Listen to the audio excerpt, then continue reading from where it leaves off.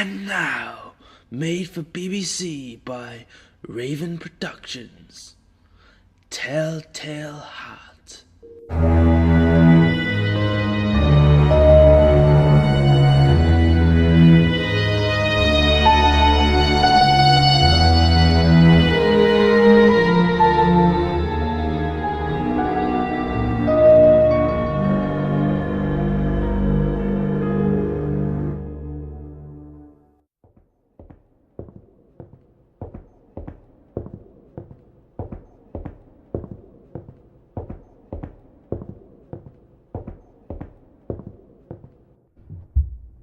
Now, nurse, this patient has been through a lot.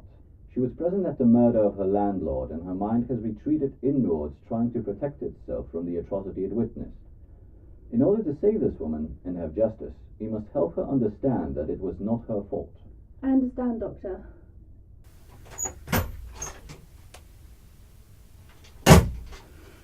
Let's get started, shall we? Okay, Doctor.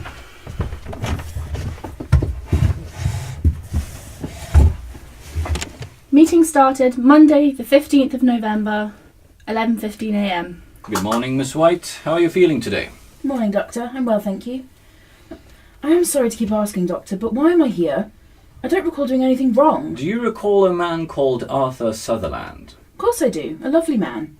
Why? Do you know anyone who would wish to cause him harm? No. He was very kind and warm. In fact, no one's ever made me feel so welcome. Although, there was his laugh. It was awful. A deep, throaty laugh that would upset anyone. You stayed with Mr. Sutherland for almost a year. Could you tell me about the last week or so? What happened during that week? Well, that would have been around October, I suppose. I had a friend visiting. I hate that laugh. It's awful. Must rid ourselves of it. How though? I don't mind it. It's simply a minor flaw in an otherwise good person. What do you mean a minor flaw? It's awful. So loud, so irritating. Maddening even. Then what do you want to do? We shall sneak into his room. Carefully, slowly. We shall sneak into his room every night for a week. And then, when we can sneak into his room without even the rats noticing our movements, then we shall rid ourselves of that laugh. But what will that gain us? I have no need for his money. I have nothing against the man. He's always been so kind to me. I'm not sure about this. How are you not sure? Did you not hear his laugh? Okay. You may not wish him harm, and no harm will come to him tonight. We shall wait. Be careful about it. Now let's go. Now we must be careful. Cautious. Open the door. Shh! Slowly! We do not wish to wake him. Otherwise he shall discover us and suspect something. I know. I can get my head in. He's asleep. I can hear his breathing. Here, take this. Where did you get this lantern? It doesn't matter! Just open it and see if he stirs. The light's full on his face, but he's still sound asleep. Good. We shall return again tomorrow and move in further. You must speak to him tomorrow as if nothing is wrong. Remember, he's your friend.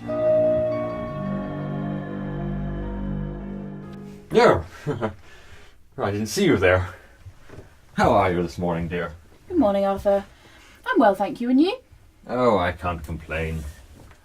Warm house, good food, and the weather hasn't been too bad.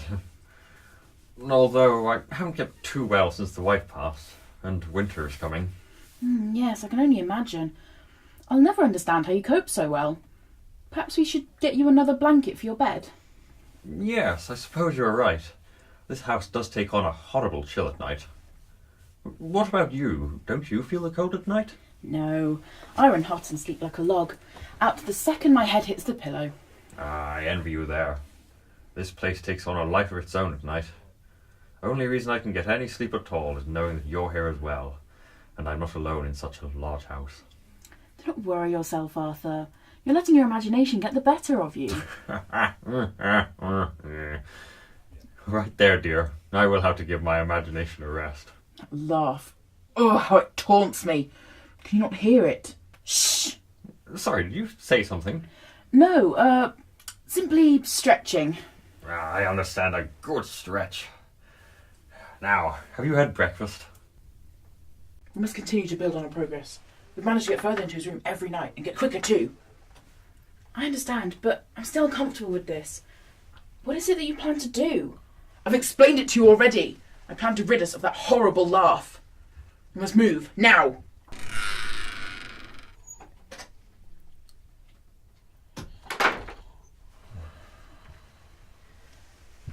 Just like before.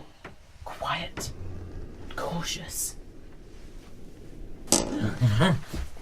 There's someone there. Hello? Be quiet. Stay in the shadow. Calm down, Arthur. It's just the wind.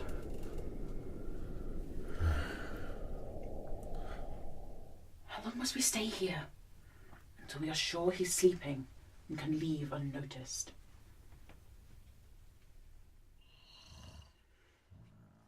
Continue the routine.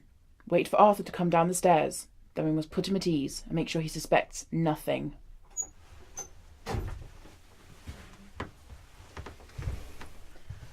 Good morning, Arthur. Did you sleep well? Morning, dear. No, I did not sleep well this night. I could have sworn there was something in my room. I heard a noise, and it awoke me, and although I know I was imagining it, I found sleep difficult. I tried to reassure myself that I was only letting my imagination get carried away, but there was definitely a noise other than the wind at my windows. Are you sure it wasn't just the rats? I myself have caught a few running from the shadows. It is getting harder for them to find food, what with winter just round the corner. You are probably right. I am being a paranoid old fool. I've been having some odd dreams of late. I'm surprised I didn't wake you. Did I call out during the night? You know me, Arthur. I could sleep through anything. I'm about to have some breakfast. What would you like? I've already made some tea. Tea would be lovely, thank you. And I'll just have what you're having, if there's enough. You are a wonderful lodger, dear. I wish more like you would rent the room. We must go again tonight. You better not have messed this up. We've been so careful. How could you be so stupid? I'm sorry. It was a simple accident. I was over-eager. We were doing so well. You should still have been cautious. We must go, now.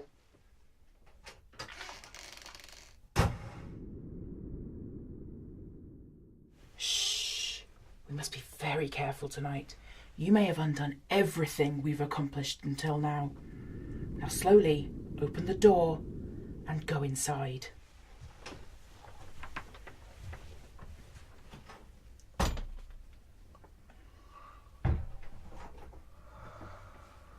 Right, I'm in. He's still asleep. The moonlight's shining in through the window again. Stay in the shadow And move slowly forward. Test every floorboard. I'm going to open the lantern.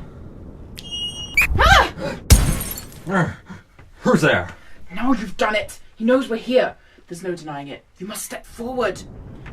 Perhaps he'll think it was the wind. Something outside? No! Get out there! Sorry, Arthur. I didn't mean to wake you. I was trying to, catch the rats, and I chased them into your room. I was too busy trying to be quiet that I allowed myself to be scared by one running past my foot. The very rat I was trying to catch. Oh, that's all right, dear. I'm sure you meant well. I just couldn't sleep thinking that you were not getting a proper rest. I felt that, as your friend, I should try to help. Oh, well, thank you, dear, but don't you think it a bit strange to be running about this time of night? I suppose you're right. Who do you think I was? The boogeyman?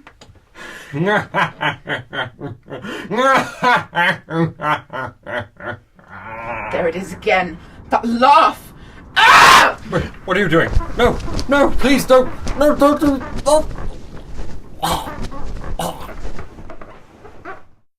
And it's done. We're rid of him. Wait, what have you done? Is he dead? Yes. Now we must get to work. There must be no trace of the crime we have committed. We must dispose of the body. There's a metal tub in your room. We'll take it to him and cut him up. 6 pieces should do. And we must make sure to not let any blood get anywhere except the tub. You go make his bed. It must not look slept in. I'll start to cut up his body. Now, wrap each part separately. We'll hide them beneath the floorboards in the living room. There are some loose ones near his chair.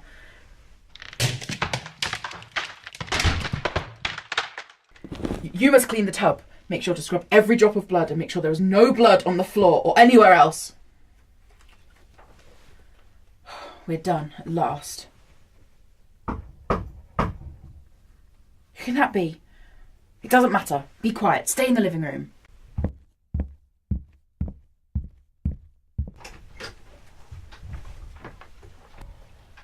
Hello, officers. Can I help you? We had a report of some suspicious noises coming from the premises. A scream of sorts? Oh, yes, that was me. I had a terrible dream and screamed out loud as I woke. That must have been what they heard. Come in, please. Our records show that a Mr. Sutherland lives here. Are you his wife? Oh, no. Arthur's away visiting family and he won't be back for a few days. Do you mind if we check his room? Oh, no, of course not. Top of the stairs, first door on the right. I'll put the kettle on. Would you like a cup of tea? It must be cold out there. Yes, thank you, but we'll check the rooms for now.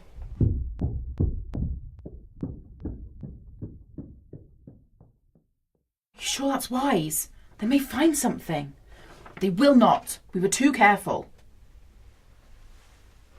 Everything seems in order, miss. Sorry to have disturbed you. Good night. Officers, you wouldn't leave without drinking your tea.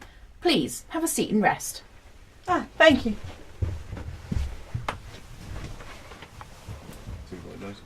What are you doing? Be quiet. We have nothing to fear. Officers, how's your tea? It's lovely, thank you. It's getting cold out now. Yes, and we don't get this kind of hospitality from many people. Well, I believe in kindness. Goodwill given, goodwill returned, all that. Have you been busy tonight? Just some noise complaints, domestics, I and... don't think we should really discuss the type of business we usually deal with here. Do you hear that noise? What noise? Stay calm. We must not make the officers aware of anything amiss. A thump? Well, not a thump. More of a pulsing. A beating? There's definitely a rhythm to it. No, I do not hear it. How can you not? It's so loud. Look at them. They hear it too. They know what we did. They know. They do not. But I do hear it now. It's coming from beneath us. I'm going to get more tea. I told her. It's his heart beating. That's impossible. We killed him. But I can hear it. I can hear it. They must know. Look at them. They're taunting us. It's no use. I must tell them. Here it is. She made me do it. She killed him. It wasn't me. I can't take it. There's his beating heart. You see, he was not dead. I've not stopped his heart from beating. I can still hear it. It was you? You killed him? What happened to Miss White? Certainly tried, and there is no White. I made her up. You're psychotic. I am not mad, nurse. His heart still beats. You killed a man in cold blood and pretended to be an innocent victim. Arthur Sutherland died on the 16th of October at roughly 2 a.m., a crime to which you have just admitted to. This is the end of our interview, Miss White.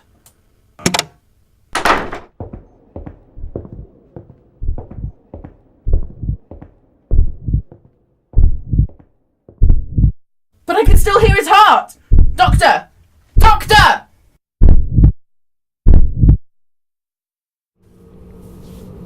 Telltale Heart starred Catherine Dawes as the Mad Woman and Miss White, Adam Learmonth as Arthur, Iona Townsend and Kieran Hardy as the police officers, Dominic Pantera as the doctor, and Kate Ferguson as the nurse.